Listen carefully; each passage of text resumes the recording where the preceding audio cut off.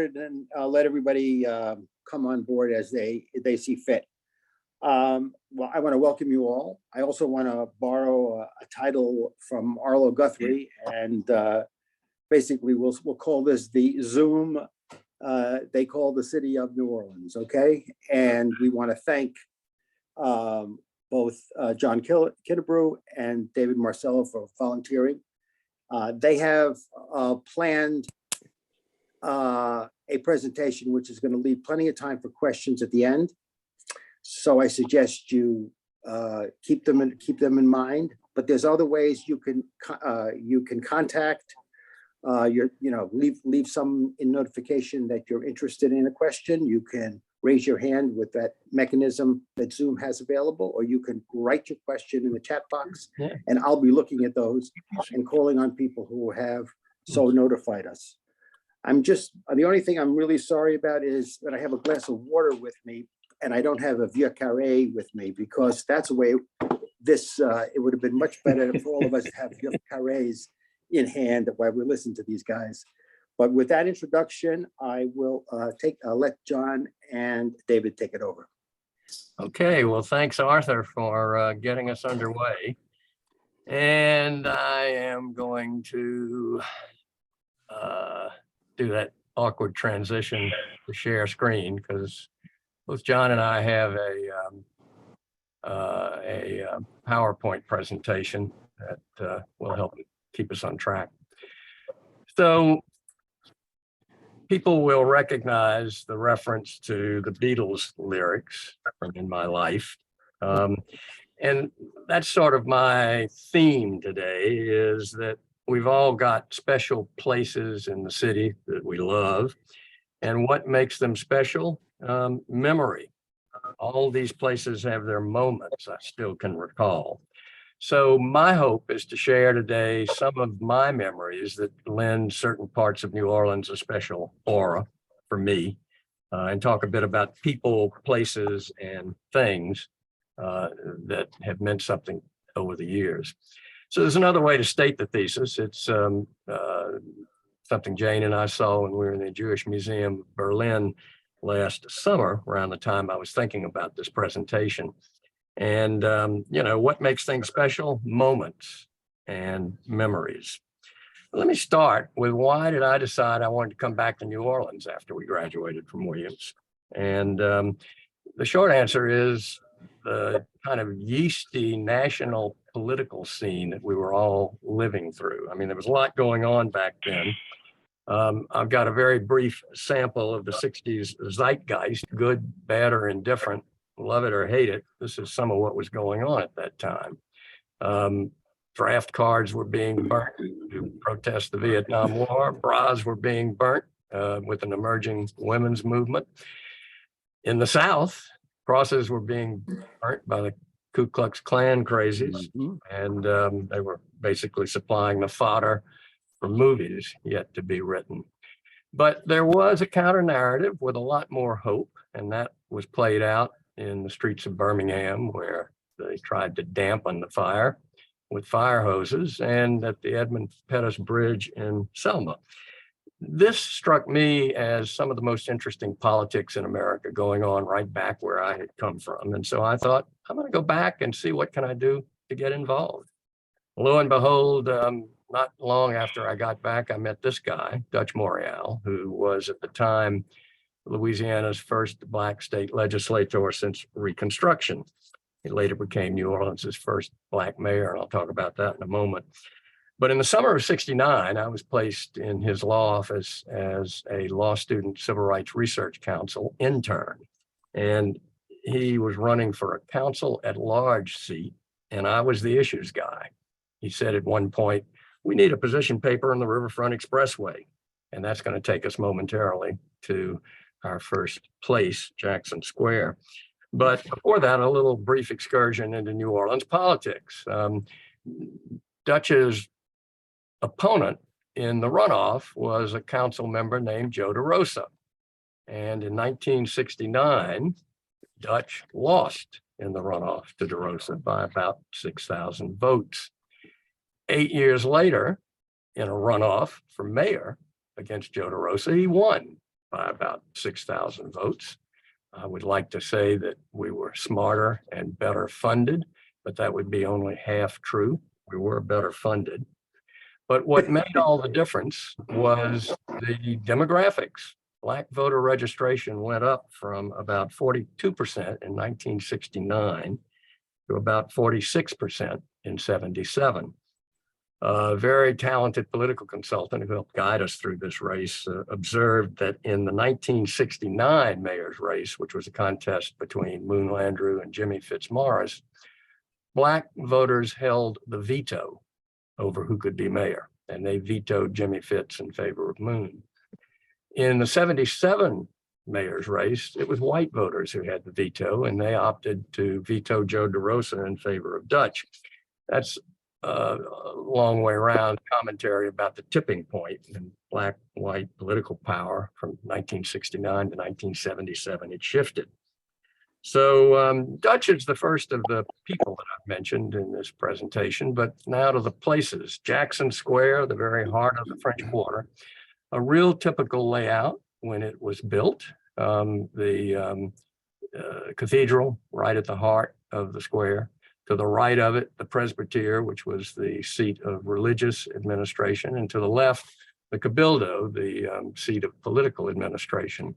You see right down at the bottom, centered in the square, the statue of Andrew Jackson. But what really completes the square are these two buildings on either side of it. The Pontalba, which according to our local Preservation Resource Center are the oldest apartment buildings in the US. The one on the left is called the Upper. I see this or not? So the one on the left is called the Upper Pontalba because it's upriver. And the one on the right, the Lower Pontalba. And you can see one of New Orleans's iconic locations right in the bottom right corner of the French Market, Café du Monde. These were called the Pontalba buildings because they were built by the Baroness Pontalba. But before we get to her, Café au lait and beignets at the morning. Yes. Now you're talking. Every culture has its version of fried dough. This is ours. And back in the day when we would drive in from our little town, Thibodeau, and maybe go to a movie, at the end of the evening, my parents would take us to get Café au lait and beignets. They would attach a little tray to the window of the car. And I sat in the back seat and made an absolute mess of powdered sugar all over. I'm quite sure that if they still had that option, I wouldn't allow my son to do that in this day. But anyway, back to the Baroness, who had what you might describe as an interesting life. Her father-in-law attempted on multiple occasions to wrest her fortune away from her without success. And then he tried to kill her. Failed at that too, shot her 4 times at point blank range with a couple of dueling pistols, and she survived, lived many more years, but he didn't. He killed himself that same day with a shot to the head. If this sounds a little bit over the top, well, that makes it perfect for opera. And lo and behold, there was a Pontalba opera, 2003, commissioned by the New Orleans Opera Association to celebrate the 200th anniversary of the Louisiana Purchase. Jane and I saw it. It was not good. Our favorite Louisiana themed opera, really much to my surprise when we saw it, was Dead Man Walking. I Googled it in preparation for this presentation and learned that it is the most often produced opera of our generation, which I guess means opera created in our generation. So this opera and the movie Dead Man Walking were all drawn from the book by Sister Helen Prejean. Sister Helen is a Baton Rouge native. She's got a wickedly funny sense of humor. When she learned that Susan Sarandon was going to play her in the movie, she said, "Oh, I hope there are no bare boob scenes." She went to the Oscars in 1996, where Sarandon, Sean Penn, and Tim Robbins were nominated for Best Actress, Best Actor, Best Director. Sarandon was the only winner for Best Actress. But I digress. My friendship with Dutch Morial led us to the first place in this presentation, which was Jackson Square, because he wanted a position paper on the Riverfront Expressway controversy that was raging in 1969. And there were two guys, Bill Bora and Dick Baumbach, who kind of led the grassroots preservation community opposition to this project. That's Bill Bora on the left, and on the right, the book, The Second Battle of New Orleans, which described this milestone conflict. It may well have been one of the earliest successful preservation battles in the country. It bears mentioning that when it came to this Riverfront Expressway, every responsible voice in the city of New Orleans was foursquare supportive of it. All the state and local officials, the congressional delegation, the Chamber of Commerce, civic organizations, the newspaper editorialized in support of it. This is what it would have looked like, an abomination. And it was literally urban planning by Robert Moses. They brought him down from New York City for a guest appearance. This is what he recommended. Every time it looked like the preservationists were getting beaten, the proponents would do something unutterably dumb. They hung, for example, lacy grill work on this drawing expressly to try and make it fit in with the tout ensemble of the French Quarter. Not a good idea. So it was a successful battle, and it was fought at two levels. I mean, Bora and Baumbach and the Stern Family Fund and a small group of preservationists waged war against it for 2 years. Ultimately, John Volpe, who was Nixon's Secretary of Transportation, canceled it in response to a request from Mary Louise Kristovich, who might well have been a Republican National Committee woman, but was a very influential Republican in New Orleans. And so whether by grassroots advocacy or high-level intervention, thankfully, this thing never got built. So that's one Robert in New Orleans. Here's another Bob. This Bob is in an alternate universe and had a much more benevolent presence in New Orleans. Tannen is a New Yorker. He grew up in Brooklyn, migrated to the Gulf Coast in Mississippi for the rebuilding effort after Camille came down here with the Rand Corporation. And I knew Bob as an urban planner and a force for economic development. He's the guy who walked into the office of the vice president for new business development in Columbia, Maryland, and rolled out a shot of the riverfront and what it was going to look like for the World's Fair, and said, this would make a great residual for another festival marketplace, a la Harbor Place and South Street Seaport. And so it came to pass that Bob and I worked together on what became the Riverwalk in New Orleans. But it dawned on me after many years of having him as a friend that Bob really identified primarily as an artist. And what you see here and in this next slide was Bob's rendition of Jackson Square. Now, it was done originally by the Pan American Life Company. They commissioned it, and it was in a public building. Ultimately, what you see here is what the Historic New Orleans collection did with it after they acquired it and decided to make it part of posterity. There's something rather conspicuously missing from Jackson Square, and you may have figured it out. It's Old Hickory himself. Notice, by the way, the pigeon on top of the statue's head. That's a good indicator of Bob's sense of humor. He's a wonderful person. And he canceled Jackson, not for political reasons, although that could still happen, but because the sculpture was in a public location. And while they would have had trouble carrying off all those other big sculptures, this he felt might get thefted. So it's now safely protected at the Historic New Orleans Collection, which is a wonderful place to visit, $38 million renovation. So Jackson was honored with his statue in the square because he basically saved the city of New Orleans from the British invasion in the War of 1812. You may remember the song, in 1814, we took a little trip along with Colonel Jackson down the mighty Mississippi. Well, in order to repel the British, Jackson recruited Jean Lafitte and his band of pirates and threw in amnesty in the bargain. So today we celebrate that at a fine bar in the French Quarter, Lafitte's blacksmith shop. It was actually built in the 1720s. It's a wonderfully atmospheric spot. When we lived in the Quarter, Jane and I used to go there, and we would scrutinize the chalked inscription over the bar. En français, l'amour perdue le temps perdue l'amour. And en français, love kills time, time kills love. Happily, not the case for us. But be careful if you go to Lafitte's blacksmith shop, because just one block away in this 900 block of Bourbon, the other end of the block, is Cafe Lafitte in Exile. This is where the French Quarter drag show takes place on Mardi Gras Day every year. Well, when I ran for judge in 1998, I went on a blitzkrieg tour of about a dozen gay bars in the French Quarter, shepherded around by Robert Batson, who is a longtime activist, still with us here in New Orleans, and John Rawls, a 65 Williams grad. It was like, pop into a bar. Hi, this is David. See you later. And around the French Quarter we went.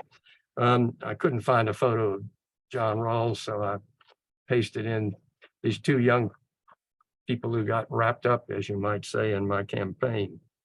There's another bar associated with a significant historical figure, the Napoleon House. Built in 1794, it was allegedly where Napoleon would be offered refuge if he ever escaped from Elba, which of course he didn't. It's also the memorable inscription, the site of another memorable inscription in the men's room years ago. I doubt if it's still there, but I thought it was kind of a literate thing. You know the phrase chacun a son goût, to each his own taste.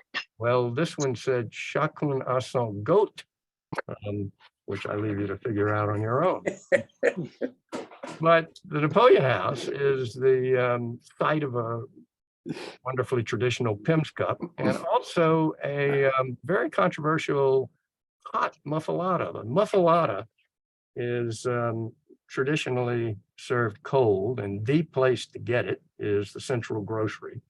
You walk into this place and you are assailed by the smells of a 19th century Italian grocery.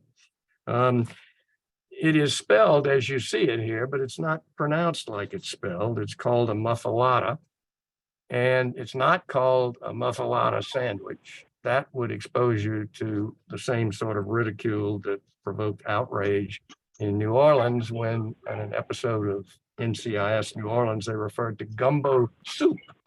It's just gumbo, likewise, just the muffalata. So back in the day when I worked on Canal Street, I would walk back through the French Quarter to the Central Grocery.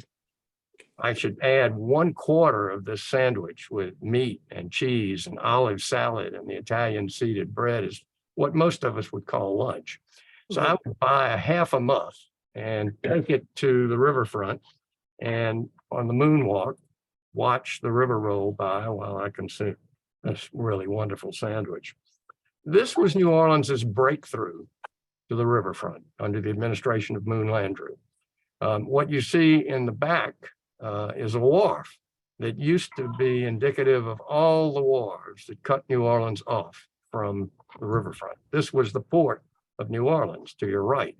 We had no idea visually that there was a river out there. So the moonwalk burst through, and we've embraced that enthusiastically since. Here you see Woldenberg Riverfront Park. You can hook up with the moonwalk right down by the riverboat, and it's what a local. This is not historically authentic. I mean, back in the day, you would have seen when the Vieux Carré was the city of New Orleans, you would have seen an unlovely mud and rock levee. This park is called by a preservation architect, Ray Boudreau, a faux park, because it's built, as you can see, on a wharf. I mean, there are pilings in the river and a wharf, and all of that greenery is on top of the wharf. I think Ray Boudreaux thought it was not only a faux park, but maybe a faux pas. I think he's wrong. I think it's a wonderful promenade, and when you come to New Orleans, you can enjoy it. As you make your way down, you will pass the Holocaust Museum. And at the very beginning, we're moving upriver now, is the aquarium. This is a site well worth visiting. When Hank Payne, as president of Williams, came here, we had a cocktail party and a dinner in the aquarium. Now, moving on further upriver, you get to the D-Day Museum, and you might well ask yourself, why New Orleans? I mean, why the D-Day Museum here rather than DC or a whole host of other places that might have laid claim to it? Well, there are two people we can thank for it. Nick Mueller and Stephen Ambrose, colleagues at the University of New Orleans, and they built a massive accomplishment out of what I consider to be two very thin facts of life. One was the archive that Mueller had, that Stephen Ambrose had compiled of his interviews with World War II veterans that became the Band of Brothers cable television series. And the other was the Higgins boat that you see on the left. Now, Ike credited the Higgins boat with the success of the D-Day invasion because of that flap up front. Higgins developed it here in New Orleans. Higgins was, by the way, Andrew Jackson Higgins. And he used to drive this thing up on the seawall at Lake Pontchartrain to test it out. We've all seen it in Saving Private Ryan. They might have wanted to send it back for a redesign after seeing how it functioned in actual practice. But, Mueller and Ambrose came up with this idea of a D-Day museum at just the right time. I mean, the generation were nearing the end of their lives and people were generous in supporting it and their appreciation with money. So it grew. I mean, it moved from D-Day in Europe to D-Day in the Pacific, which I think never actually existed. It was island hopping there, and ultimately became the World War II Museum. We went to the grand opening. Both Tom Hanks and Steven Spielberg were there, but the high point was when 7 Medal of Honor winners were brought out.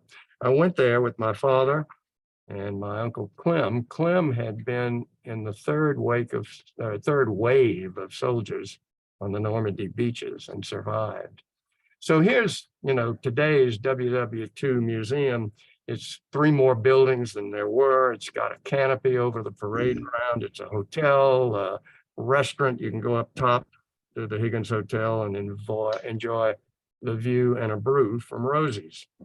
So many years ago, Jane and I rolled up in a very heavy downpour to pick up Mike Herlihy and Penny and take them to, what else? A bar in the Roosevelt Hotel, the Sazerac Bar, which is just absolutely beautiful and still looks, as you see it portrayed here. One of these murals actually memorializes the day that women breached the all-male barrier and liberated the bar for use by both sexes. So New Orleans even has a museum dedicated to the drink. Jane and I went to the opening of this Sazerac House Museum and spiraled down past Sazerac bars all the way. It was really quite a lovely evening and worth a visit. It's on Canal Street, and Canal is the dividing line between the French Quarter and the Central Business District. Back in the day, the French Quarter side was inhabited by all the original French settlers. The other side was called the American sector, where the nouveau riche had arrived and were making plenty of money, and the hostilities between the French aristocrats and the new American populace were really pretty vivid. So it turned out that Canal Street became the quote unquote neutral ground. And these days in New Orleans, it's a bit of the local jargon. Every median strip in the city is called the neutral ground because of this history on Canal. When it floods the city streets, the city allows people to park their cars on the neutral ground. It is higher than the streets, so it's still a place of safety. Moving further uptown, here's where I spent most of my professional existence, and in the Tulane and Loyola law schools. And this is pretty much how you would see them if you rode out on the St. Charles streetcar line. Loyola shows up on your right first, and then Tulane right adjacent to it, cheek to jowl. So we taught law students for 30 or more years how to draft legislation. And after some of those years, this clinical training for domestic law students turned into an international legislative drafting institute. For 2 weeks, we bring people in from countries around the globe. We take a welcoming shot on the steps of the law school, and then 2 weeks later, we graduate them in an elegant graduation reception. While they're here, they get training from great faculty members, and we bring in elected officials, some of them former students in our legislative and administrative advocacy class. And like Cedric Richmond was one of those former students. He spent some time in the Biden White House. It's not all work. We like to get them out to Jean Lafitte National Park, the Barataria unit. There's that Lafitte reference again. It's all over down here. We walk them along a boardwalk, and because it's always hot in June, we would take them to Boutie's restaurant in Lafitte, where large pitchers of beer got consumed. After some years, though, we decided to change the venue to Mid-City Rock and Bowl. Easier to get to. Now, we had, this is the place, by the way, where the Rolling Stones and the Beatles separately, traveling to New Orleans, said, we want to go, way, way back in the day. They still have on Thursday nights, which is when we go, Zydeco night. It's a very danceable local music. And we had a Williams Alumni Society meeting here at one time and brought a bunch of the members to the Rock and Bowl. Before we got them there, we were picking them up at the hotel. They said, do we have to bowl? We reassured them that no, they didn't. They could dance, whichever they preferred, because that's what goes on inside of Rock and Bowl, dancing and bowling. We give our participants a tour of the city on opening day. We take them to Lake Pontchartrain. You can come to New Orleans as a tourist, and you might never understand that we are situated on the shores of a very large lake, 630 square miles. It opens up to the Gulf of Mexico on the east, or the right as you're viewing it. And on the far left or west is the Bonacari Spillway, where every so often when the Mississippi River gets threateningly high, the Corps of Engineers will move the piles up and open the floodgates of the Bonacari Spillway. This dumps a lot of polluted, nutrient-rich fresh water from the Mississippi into the brackish Lake Pontchartrain, and it wreaks havoc for oysters and others. And John is going to talk a bit about the Pontchartrain Conservancy and the work that he and they have done to try to maintain this ecosystem. I think the high point of our opening day tour is the Sculpture Garden in the New Orleans Museum of Art. It's a wonderful place to visit. I looked at the New York Times 36 Hours in New York spread after I had done the PowerPoint, and lo and behold, they also celebrated the Sculpture Garden and the historic New Orleans collection. But this would be a great place to visit when you're here. Right across from the Sculpture Garden is another outlet, the filet and beignets.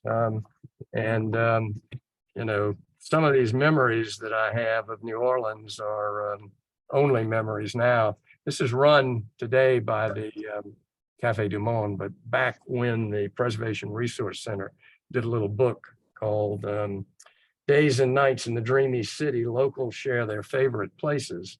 The opening entry was me talking about the Morning Call, which was never located in City Park, but the current setting is so perfect that it's become a nostalgia trip for me. They've replicated the neon coffee cup, the wooden arches. We haven't had that spirit since the original Morning Call fled renovation in the French Market. As we say in New Orleans, that particular memory of the Morning Call, it ain't there no more. But new memories keep coming, and here's one that came from yesterday.